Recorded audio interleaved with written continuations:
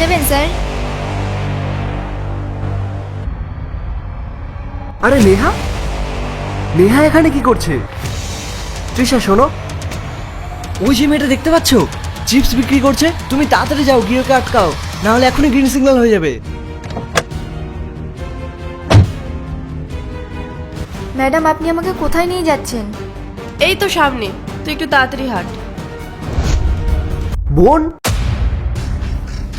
আরে দাদা, তুমি এখানে? তুই এখানে রাস্তায় রাস্তায় ঘুরে চিপস বিক্রি করছিস কেন? আর তোর পায়ে কি হয়েছে? দাদা, তুমি তো জানোই আমি বাবার মতের বিরুদ্ধে গিয়ে বিয়ে করেছিলাম, আর একদিন আমরা দুজন শপিং করতে বেরিয়েছিলাম, আর সেদিন রাহুল, আমার পা! রাহুল! আর এই ঘটনার পরে ও আমাকে ছেড়ে চলে গেল, আর এটা বলল যে ও চায় না ওর বাচ্চার মা একজন পঙ্গু হোক। ও আমাকে ঘাড় ধাক্কা দিয়ে বাড়ি থেকে বার করে দিল। তারপর দাদা, পেট চালানোর জন্য কিছু তো করতে হতো, তাই এই চিপস বিক্রি করছি। তোর আর আমার মধ্যে যে সম্পর্কটা, সেটা রক্তের সম্পর্ক চেয়ে অনেক বড়, আর তোকে এভাবে দেখে আমার কষ্ট হচ্ছে রে। রোহন, তুমি এটা কোন চিপস বালির পেছনে নিজে টাইম নষ্ট করছো? এটা আমার বোন হয়, আর ওর সাথে সম্মান দিয়ে কথা বলো। দাদা, উনি ঠিকই বলছে, তোমরা আমার পেছনে সময় নষ্ট করো না। না, তোকে আর কিচ্ছু করতে হবে না, চল তুই আমার সাথে চল। রোহন, তোমার মাথা খারাপ নাকি? এই চিপস বালিটা এখন আমাদের সাথে গিয়ে থাকবে? তৃষা, মানুষ যখন কারো সম্পর্কে কিছু না জানে না, তখন তার মুখটাকে বন্ধ রাখাই উচিত। তুমি জানো কে এই মেয়েটা? নে চল, তুই চল আমার সাথে বসবি, চল। সাবধানে।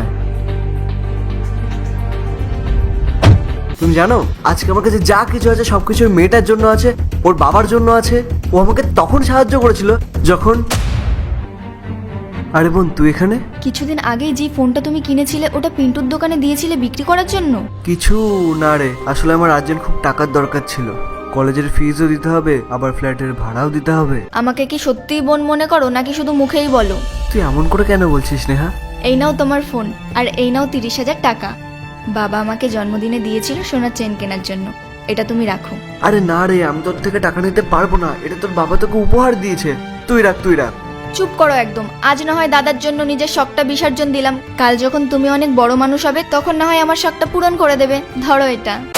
তৃষা, বোঝার চেষ্টা করো, আজ আমাদের কাছে যা কিছু আছে সবকিছু নেহার জন্য, আর যদি প্রয়োজন পড়ে না, আমি ওর জন্য তোমাকেও ত্যাগ করে দেবো।